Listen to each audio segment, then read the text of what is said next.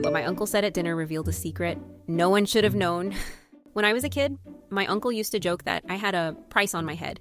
He'd say it every time I walked into the room, chuckling while the adults laughed and I stood there, confused, clutching my teddy bear.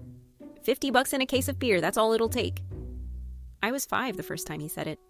Everyone laughed. I laughed too, because when you're a kid and adults laugh, you assume it's fine. It became a running gag in the family, at birthdays, reunions, even Christmas. You sure no one's tried to collect yet? You still worth 50 in a six-pack? At some point, they even made fake wanted posters with my face on them, taped one to my bedroom door. I kept it up for years because it made me feel like I was part of something, like I was in on the joke.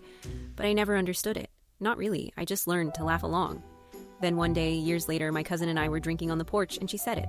Remember when your dad and my dad used to joke about selling you to pay off the debt? And I froze. Wait, what? She laughed nervously. You know, the whole bounty thing. That wasn't just a joke. They said it after that night when your mom threatened to leave and your dad owed all that money to, She stopped. Looked at me. Wait, they never told you? I shook my head slowly. My stomach turned. Turns out my dad had gotten into serious trouble when I was around 4.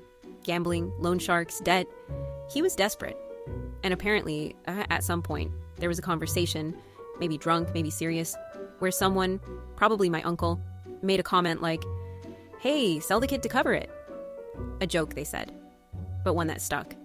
One that somehow became the go-to punchline at every family event. My price was a literal joke about my dad's desperation, about my mom nearly leaving, about the night he came home with blood on his collar and didn't talk for 3 days. And they all just ran with it, laughed, built a whole tradition out of it.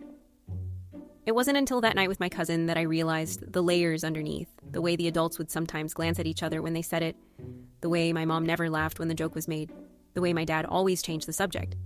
I wasn't just the kid with the bounty. I was the kid who almost became collateral.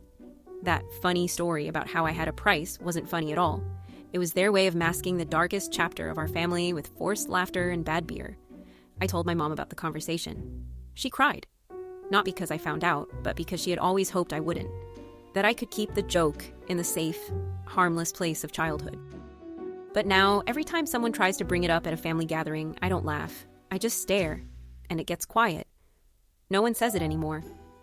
They don't laugh now. I guess the price finally got too high.